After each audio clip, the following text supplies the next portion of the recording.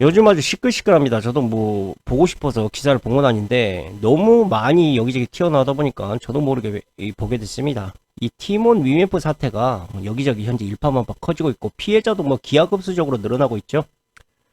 결론부터 말씀드리자면 방만했던 대금 정산 플러스 무리한 자금 운영 이 두 가지가 겹치다 보니까 이것을 결국 감당하지 못하고 빵 터져버린 것이죠. 그러나 언론에서처럼 티몬 위메프 사태가 갑자기 터진 것은 아닙니다. 이미 그 이전부터 저 문제점들이 꾸준히 현재 문제로 야기되고 있었고 감당할 수 없는 상황까지 이게 온 것이죠. 그러니까 이미 이전부터 티몬 위메프 사태가 터질 거라는 것을 예견했던 사람들이 꽤 많았다라고 여러분들이 보시면 됩니다. 지금의 티몬 위메프 사태를 간단하게 정리를 해보자면 G마켓 창업자 구영배 씨라는 사람이 G마켓 매각 후 동정업계 경업 금지 조항을 피해서 이게 10년짜리인데 이걸 피해서 싱가포르의 Q10을 창업합니다. 그래서 운영을 해보니까 쇼핑몰이 별 돈이 안 되는 겁니다. 그래서 이것을 깨달은 나머지 물류 자회사를 만듭니다. 그 자회사 이름이 Q10 익스프레스를 만들죠. 그리고 이것을 나스닥에 상장 준비를 합니다. 그리고 또 한 가지가 뭐냐면 상장을 하기 위해서 뭐가 필요합니까? 그렇죠? 엄청난 몸집을 불려야 됩니다. 그래서 몸집 불리기로 국내 자본 잠식으로 헐값에 나와 있는 쇼핑몰들을 다 인수하죠. 위메프, 티몬, 인터파크, AK몰 등 이런 것들을 모조리 다 인수를 합니다. 방금 제가 말씀드렸던 저 레파토리 어디서 많이 들어본 것 같지 않습니까? 그렇습니다. 바로 재벌집 막내 아들에서 이 레파토리를 그대로 인용해서 드라마를 만든 그 장면도 있습니다. 어쨌든 구영배 씨는 일단 경영에는 전혀 관심이 없었습니다. 오로지 Q10 익스프레스 이 회사의 물류와 매출을 늘려서 나스닥에 상장하는 것이 유일한 관심이었죠. 그렇게 골드만삭스가 맡아서 올해 상장할 계획이었는데 계속 실패를 합니다. 그 사이에 헐값에 매수했던 자본 잠식 쇼핑몰들 재무 상태가 점점 더 악화가 되죠.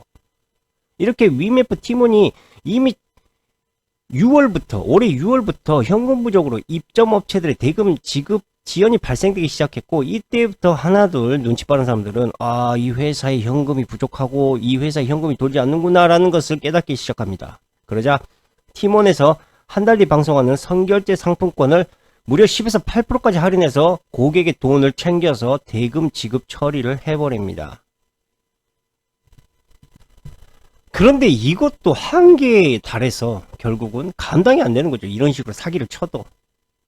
그러다 보니까 대금 정산을 못 받은 업체들이 하나둘 생겨나기 시작하고 이 업체들이 물건 배송을 아예 안 해버리거나 여행 상품을 취소시켜버리는 그러한 상황이 생깁니다. 그리고 상품권 업체에서 상황을 일단 파악해 봤더니 이건 안 되겠다. 도저히 판매할 수가 없겠다라고 팀원 판매를 중단하기 시작하자 그 즉시 티몬과 위메프의 현금 흐름이 막혀버리게 된 것이죠.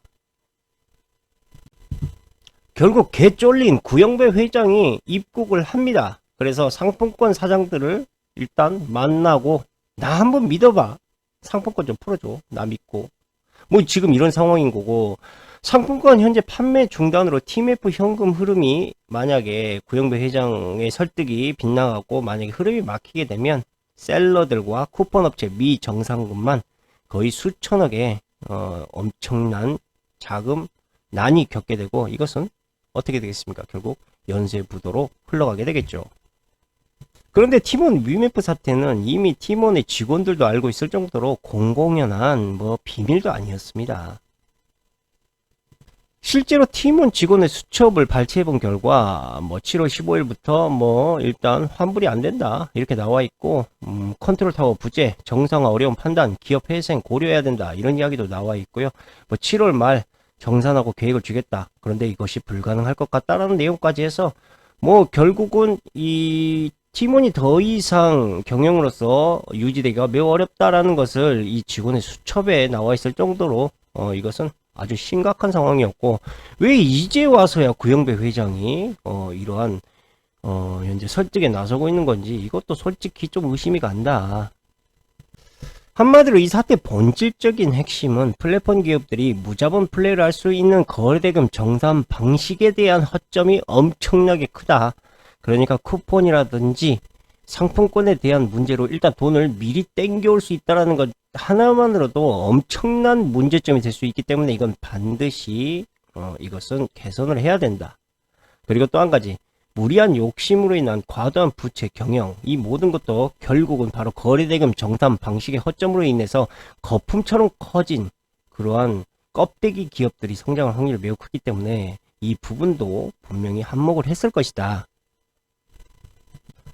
자, 쉽게 한번 생각을 해보자고요. 지금 당장 쓸 수 있고 한참에 갚을 수 있는 마이너스 통장이 여러분들에게 있다고 한번 생각해 보십시오. 그리고 거기에다가 이자까지 안 줘도 돼. 그러면 여러분들은 군침 안 흘리겠습니까? 이런 말도 안 되는 시스템을 현재 얘들이 가지고 그걸 이용했다. 이건 엄청난 말도 안 되는 폰지 사기 중에 하나라고 우리가 볼 수 있는 거죠. 그럼 앞으로 어떻게 흘러가게 될까? 일단 자금난을 해결할 수 있는 방법은 전무후무합니다. 방법이 없어요. 그래서 수많은 소상인들이 결국 피해를 입고 있는 상황이고 팀원을 비롯한 그룹 계열사들 전부 회생 불가능한 상태가 될 것으로 저는 생각을 합니다. 이러한 사건들이 계속 터지는 거, 이건 상당히 부끄러운 일입니다. 이건 대놓고 나에서 사기를 치라고 만드는 거야. 국회의원들 뭐 하고 있는 거야? 이런 법 개선 하나도 안 하고. 맨날 똑같은 폰지 사기가 터지고 있는데도 개선을 안 해. 도대체 안 하는 이유가 뭘까? 여러분들 궁금하지 않습니까? 도덕적 해이를 이미 당국은 알고 있고 그럼에도 불구하고 아무 조치를 하고 있지 않다. 제가 그 이유를 알려드리겠습니다, 여러분들. 그 이유는 바로 우리나라 정부가 폰지 사기를 적극적으로 이용하고 있기 때문입니다. 그게 뭘 것 같습니까, 여러분들? 그렇습니다. 바로 국민연금입니다, 여러분들. 지금의 국민연금 제도를 보십시오. 젊은 세대들이 실버 세대들을 먹여 살리는 구조로 되어 있지 않습니까? 그 세금을. 자, 이게 뭐라고 보십니까? 그 제도 자체 시스템 자체가 바로 다단계 사기와 매우 가까운 구조로 되어 있다는 겁니다. 다단계 시스템이 뭡니까? 폰지 게임입니다. 다단계 금융 사기의 일종. 이 시스템을 그대로 연금제도가 가지고 있다고요. 근데 만약에 법적으로 폰지 게임에 대한 법률을 노골적으로 제정해버리게 되면 일단 다른 데보다 국민연금 개혁부터 시작을 해야 돼요. 이거 누가 어떻게 수술해서 건들 겁니까? 이거 답이 없어요. 자, 애초에 그럴 바에야 그냥 덮어도 안 보이면 됐지. 냄새 어디서 나는지 모르면 되는 거 아니야. 이 지랄들을 하고 있습니다, 여러분들. 어떻게 이런 것들을 보면서 이 나라가 선진국이다라고 할 수가 있겠습니까? 이건 분명히 문제가 있는 거죠. 자, 국민연금 같은 경우는 보십시오. 2057년에 고갈이 된다 이렇게 이야기 나오고 있지 않습니까? 그리고 2088년경 1경 4천조 그리고 1경 8천조의 적자가 쌓이게 된다라고 나옵니다. 이걸 미래 세대가 어떻게 감당하겠습니까? 그러함에도 이걸 계속 추진하고 있는 정부. 이게 폰지 사기지. 이게 뭡니까? 자, 결론은 바로 이겁니다. 윗물이 맑아야 아랫물이 맑다. 결국 정치인들과 그 부패 집단들이 법적으로 깨끗해야, 양심적으로, 도덕적으로 깨끗해야 법이 강화될 수 있는데 이 새끼들도 다 부패하고 범죄자 새끼들이다 보니까 결론은 법이 그만큼 약화될 수밖에 없고 그 약화된 법을 이용해서 얘네들은 계속적으로 100년, 1000년이 넘게 폰지 사기를 치고 있는 판국이 될 수밖에 없다. 결국 이것을 해결하기 위해서는 제가 봤을 때는 어떤 정치적인 개혁이 필요한 것이고 이 정치적인 개혁을 통해서 지금의 이 부패한 법 그리고 잘못된 법, 약화된 법을 더욱더 강화시키는 방향으로 가야만 한다. 그런데 과연 그놈들이 자신들의 기득권을 가지고 있는 그 소나기를 놓고 자신들이 스스로 매질할 수 있는 그 강화된 법을 만들 수 있겠느냐. 절대 저는 불가능할 거다라고 생각하고 있는 사람 중에 한 명이기 때문에 예언을 해보겠습니다. 결국 폰지 사기는 계속해서